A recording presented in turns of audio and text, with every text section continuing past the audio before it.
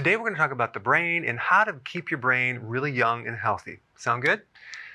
Okay, so the raw material of the brain, which basically makes up the structure, a good portion of it is something called DHA. This is an omega-3 fatty acid. Okay, it comes from fish, shellfish, and definitely cod liver oil and salmon. So you want to start consuming more fish to get more of this to give your brain what it needs structurally. And in a growing child, it's extremely important, but in a pregnant female, it's even more important.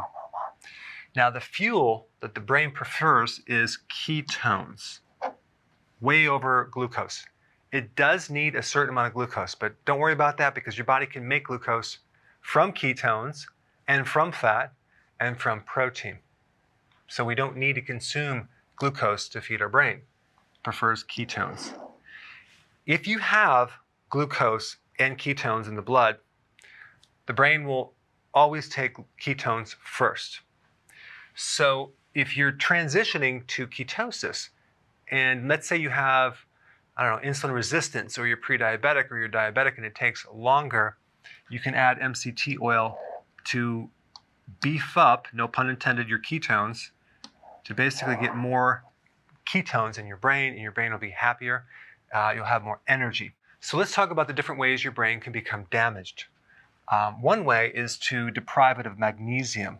Now, when you have a subclinical magnesium deficiency, maybe you don't consume enough vegetables or food with magnesium, the energy that's generated in little factories called mitochondria in your neurons are going to be deprived. And you're going to lose the quantity and the density of these synapses, okay? So magnesium is really, really important. There's a type of magnesium that works way better for the brain than other types of magnesium.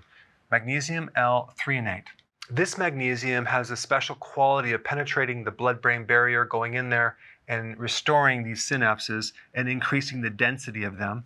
And it's great for increasing memory, cognitive function, learning, and extending your sleep a little longer as well. But don't forget to consume the green foods. And I'm not talking about lime green jello or pistachio ice cream. I'm talking about vegetables.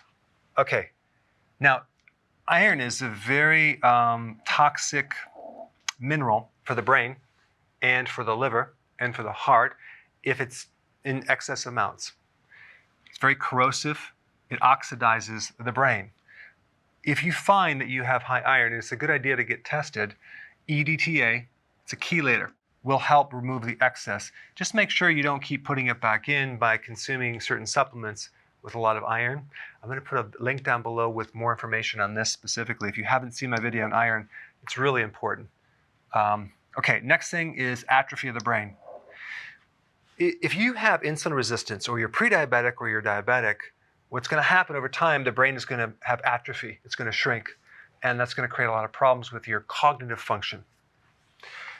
To help mitigate that or reverse that, you want to do ketosis.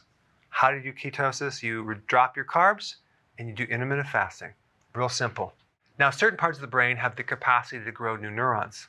Thank goodness the parts of the brain that are involved with memory can regenerate. So to get new brain cells, intermittent fasting is probably the most important thing. And also regular, consistent exercise can also help with that. And it will also increase this other thing called BDNF, brain-derived neurotrophic factor, which is like Miracle-Gro for your brain. And these are the two triggers. There's other triggers as well. Okay, zinc, very important in preventing something called amyloid plaquing. That's involved in Alzheimer's. So this is kind of a type of protein that accumulates in this area right here of the synapses, and it interferes with the communication between the brain, and you start getting dementia. So zinc is very, very important in preventing this.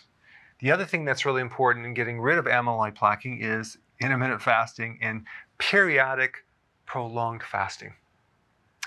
Cell phones, very, very dangerous to your brain, okay? Especially when you're holding it right here. Never hold your cell phone. You're going to get EMF. If you haven't seen my video on that, you definitely need to watch it. This is not weird or a myth or something. It's real. I put a link down below, but do not touch the cell phone to your skull while you're talking like this. Hold it out here or have it on speakerphone, and definitely don't use the Bluetooth. I talk more about it in my video. And there's a couple things that can counter EMF radiation. Niacin at 50 milligrams per day would be good. Also, intermittent fasting is very beneficial. Vegetable oils, which cause a lot of oxidation, and it's similar to the effects that glucose will give you, as well as iron. So do not consume corn oil, canola, cottonseed, and soy oil. Instead, olive oil is much better. Okay, over here we have hypoxia, okay? That's a situation where you have a loss of oxygen in certain parts of your brain. That could come from many things. Let's say you had trauma to the head at some point. Let's say you had a stroke, TIA. Your parents dropped you on your head as a baby, or you have sleep apnea and you're restricting the oxygen to your brain. Couple things to do. One is aerobic exercise. That's getting out there, walking or riding your bike or a jog consistently every day. That'll increase the oxygen to the brain. The other thing that's really hot is this hyperbaric oxygen therapy. I'm going to put a link down below, but hyperbaric oxygen therapy has some serious hardcore research behind it. It's extremely effective, and you'll definitely want to know more about it, especially if you wanted to fix this right here. You're basically put in a container, and the oxygen is increased to nearly 100%. Normally, the air that you breathe, it's like 21% oxygen. Well, in a hyperbaric chamber, they're going to increase it close to 100%. And with all the pressure involved, it's going to force oxygen into your lungs, into your blood cells, and through the entire tissues, up into the brain. So if there's any areas of damage or pockets of hypoxia or ischemia, which is a lack of oxygen, it'll feed that and help heal those tissues. They use it for many, many conditions, but it's great for your brain. Next thing is ketones. Running your body on ketones will increase the O2 and decrease the CO2. Now there's another condition which I believe many people have a subclinical version of this, but it's called Wernicke-Korsakoff. This is a B1 deficiency. It's going to affect your memory, especially in the development of new memories. It's going to affect your gait eventually. It can bring you to apathy, affect your vision, and sleep apnea. Simple B1. A lot of people are deficient in B1 and they don't even know it. Why are people deficient in B1? Simply because it's involved in the energy factory, mitochondria of the cell, when you're dealing with glucose. So if you're doing glucose or refined carbohydrates or sugar, you're going to burn up your B1 very fast and you're going to create a deficiency. So glucose, high fructose corn syrup, alcohol, white rice will just burn this up and start to develop these conditions right here. There's a lot of other conditions that a deficiency of B1 can create as well. I put a link down below in the description of a talk I did on B1 at the summit in 2018. If you haven't seen that, that's a really good presentation. Now, when you're deficient in iodine, okay, it can affect your IQ. So if you'd like to keep your IQ up, iodine is the answer. All right, selenium. If you're deficient, you can have mercury toxicity, because what happens is if there's too much mercury in the brain, it can lock up the selenium, and that's involved in the antioxidant network, glutathione, for example, and then you're deficient in that, and now you can't really get rid of all the free radicals and the oxidation. So selenium is very, very important. And then vitamin D, which most people are deficient in that as well. If you're low in vitamin D, you're going to have way more inflammation than you want of the brain as well. Also, you're not going to have good sleep. So vitamin D is good for that. So how could you kind of condense all this data into 5 things? Here we go.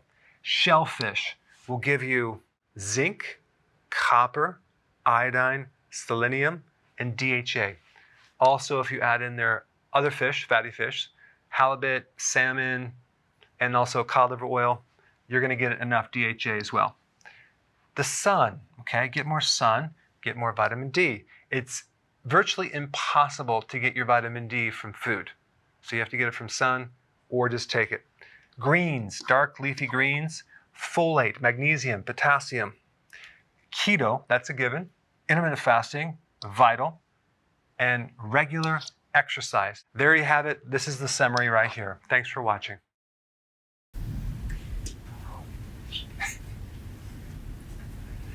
Thank you.